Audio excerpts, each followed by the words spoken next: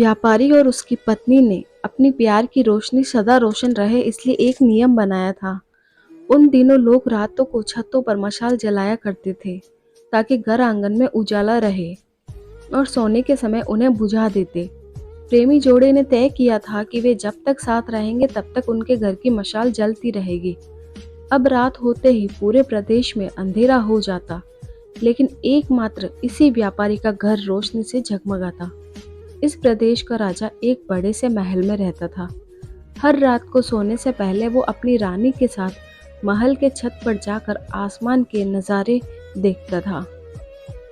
एक बार जब राजा अपनी रानी के साथ छत पर चांद सितारे देख रहा था, तब दोनों की नज़र व्यापारी के जगमगाते घर पर पड़ी।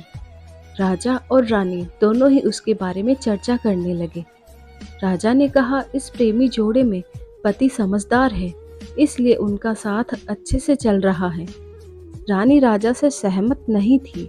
रानी का कहना था जरूर पत्नी ही ज्यादा समझदार होगी और वह पति के और उसके घर वालों के गलतियों को नजरअंदाज कर देती होगी। इसके बिना उनके परिवार का इतने अच्छे से चलना संभव ही नहीं है। राजा रानी की चर्चा बहस में और फिर बाद में झगड़े में बदल गई। अंत में राजा ने कहा कि हम क्यों झगड़ा करें, एक काम करते हैं, उनकी परीक्षा लेते हैं और देखते हैं कौन ज्यादा समझदार है। रानी को भी यह सब सुझाव पसंद आया। राजा ने उनकी परीक्षा लेने के लिए एक योजना रानी को बताई। अगले दिन योजना के मुताबिक रानी ने व्यापारी के घर एक स्त्री को भेजा। वह स्त्री व्यापारी के पास गई और उससे बोली, मैं तुम्हारे लिए रानी का एक संदेश लेकर आई हूँ। वो स्त्री संकोच करते हुए व्यापारी से बोली कि रानी को तुम बहुत पसंद आ गए हो। अगर तुम अपनी पत्नी को छोड़ दो या उसकी हत्या कर दो, रानी तुमसे शादी करने के लिए तैयार है। महिला की बात सुनकर व्यापारी को गुस्सा आ गया, लेकिन उसने अपने गुस्से पर काबू रखते हुए उस महिला से कहा कि ऐसी 1000 रानियां भी आ जाएंगी, तब भी मैं अपनी पत्नी को धोखा नहीं देने वाला। तुम मेरी तरफ से रानी से माफी मांग लेना और कहना ऐसा प्रस्ताव दोबारा ना भेजे। उस स्त्री ने व्यापारी ने जो कहा था वह बात राजा और रानी को जाकर बता दी। व्यापारी का ऐसा जवाब सुनकर राजा खुश हो गया, क्योंकि राजा जैसा सोचता था व्यापारी उतना ही समझदार निकला। अब व्यापारी की पत्नी के परीक्षा की बारी थी। राजा ने एक आदमी को उसके पास भेजा। आदमी ने व्यापारी की पत्नी से कहा, राजा को तुम पसंद आ गई। राजा ने कहा है, अगर तुम अपने पति को मार देती हो तो वो तुम्हें उनकी रानी बना लेंगे। आदमी की बातें सुनकर पहले तो व्यापारी की पत्नी कुछ भी नहीं बोली। जब आदमी वहां से जाने लगा, तब पीछे से व्यापारी की पत्नी ने कहा कि आज रात को जब मशाल बुझ जाएगी तो समझ लेना कि मैंने अपने पति की हत्या कर दी है। राजा के आदमी ने इस घटना का वर्णन राजा और रानी के सामने जाकर किया। राजा को व्यापारी की पत्नी पर काफी गुस्सा आया, लेकिन रानी ने राजा से कहा कि वह सिर्फ ऐसा कह सकती है, कर नहीं सकती। आखिर वह उसकी पत्नी है और प्रेमिका भी। राजा ने तय किया कि व्यापारी को खतरे में नहीं डालना चाहिए, इसलिए राजा ने अपने कुछ सिपाहियों को आदेश देकर उसके घर के आसपास खड़ा रहने के लिए कहा। राजा ने उनको समझाया कि जैसे ही व्यापारी के घर की मशाल बुझे तो तुरंत उसके घर में घुस जाना और व्यापारी को बचा लेना। रात होते ही राजा और रानी अपने महल के छत पर आकर व्यापारी के घर की तरफ देखने लगे। आधी रात हो गई, लेकिन कुछ भी नहीं हुआ। रानी राजा से कहने लगी, देखा, मैं कहती थी ना कि वो सिर्फ कह सकती है, ऐसा कर नहीं सकती। रानी ने यह शब्द कहे ही थे कि राजा ने देखा कि व्यापारी के घर की मशाल बुझ चुकी है। राजा को व्यापारी की चिंता होने लगी। थोड़ी देर बाद राजा के वह सिपाही जो व्यापारी की सुरक्षा के लिए वहां खड़े थे, राजा के पास आए और उन्होंने राजा को व्यापारी की मौत की खबर सुनाई। राजा ने कहा, तुम्हारे होते हुए व्यापारी कैसे मर सकता है?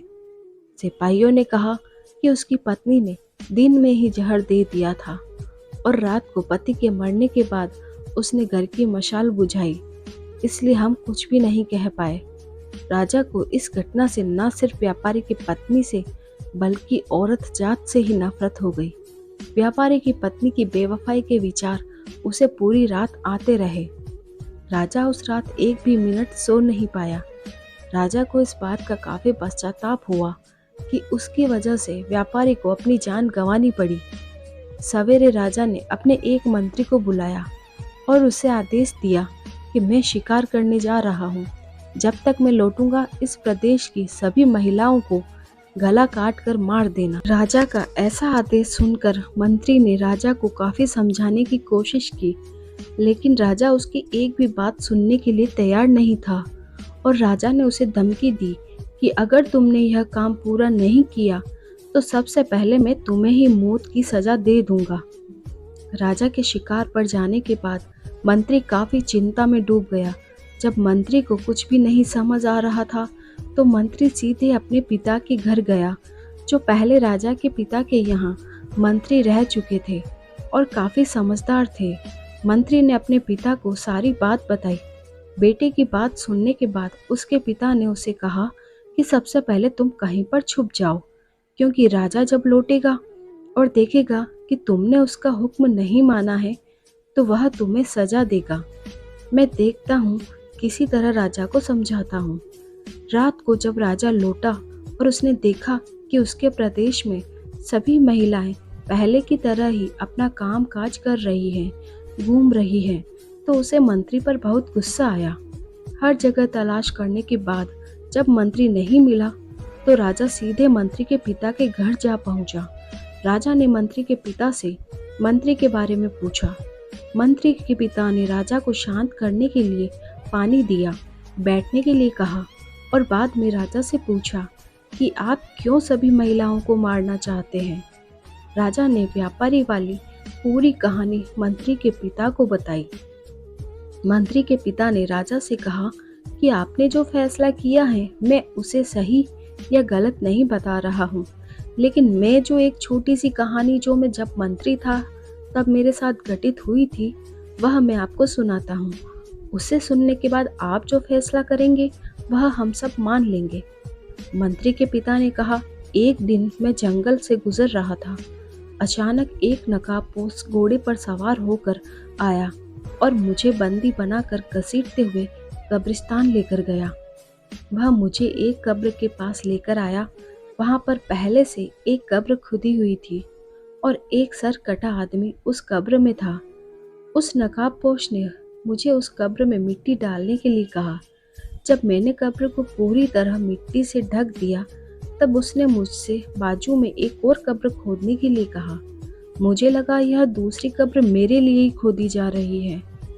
कब पूरी तरह तैयार होने के बाद उस नकाबपोश ने अपने चेहरे से नकाब हटाया तो मैं देखकर चौंक गई, क्योंकि वह एक बहुत ही सुंदर महिला थी। उसने मुझे कहा कि तुम डरो मत, यह कब्र तुम्हारे लिए नहीं है बल्कि यह कब्र मेरे खुद के लिए है। अभी अभी जो तुमने इसे सरकटे आदमी को दफन किया है वह एक राजकुमार है जिसने मुझे पाने के लिए मेरे पति की हत्या कर दी और मैंने बदला लेने के लिए उसे मार दिया। मैं अपने पति से बहुत ज़्यादा प्यार करती हूँ, इसलिए मैं इस जन्म में जिंदा नहीं रहना चाहती और उनकी कब्र की बाजू में मर कर दफन होना चाहती हूँ ताकि अगले जन्म में फिर से उनसे मिल सकूं। इतना कहकर उस महिला ने अपनी गर्दन पर चाकू रखकर गर्दन काट ली और उस कब्र में गिर पड़ी। मेरे पास कोई दूसरा उपाय नहीं था, क्योंकि मुझे पता चल चुका था कि वह मुझे सिर्फ अपने आप को कब्र में दफन करने के लिए वहां तक लेकर गई थी। तो मैंने उसे दफन किया और अपने घर वापस लौट आया। महाराज, आपने जिस घटना को देखा है उसमें एक महिला ने धोखेबाजी की है, लेकिन मैंने जो कहानी सुनाई है, मैंने जिस घटना को अनुभव किया है, उसमें एक महिला ने अपने पति के प्यार में अपनी जान दे दी। अब आप ही बताइए महाराज, अगर एक महिला बेवफा निकली तो क्या सभी महिलाएं बेवफा होंगी? एक महिला के किए की सजा सभी महिलाओं को देना क्या उचित होगा? राजा को बूढ़े मंत्री की बात अच्छी तरह से समझ में आ गई। और उसने सभी महिलाओं को मारने का ख्याल अपने मन से निकाल दिया। दोस्तों, यह कहानी हमें ये समझाती है कि दुनिया में भिन्न भिन्न तरह के लोग हैं, भिन्न भिन्न तरह के उनके विचार हैं और उतने ही अलग तरह के सबके व्यवहार हैं। हम एक आदमी का व्यवहार देखकर बाकी सबके लिए कोई फैसला नहीं कर सकते।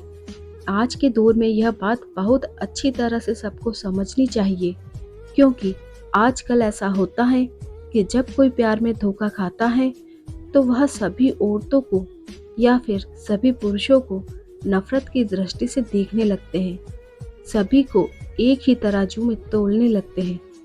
आपके इस कहानी के बारे में क्या विचार है, कमेंट बॉक्स में कमेंट करके ज़रूर बताइएगा।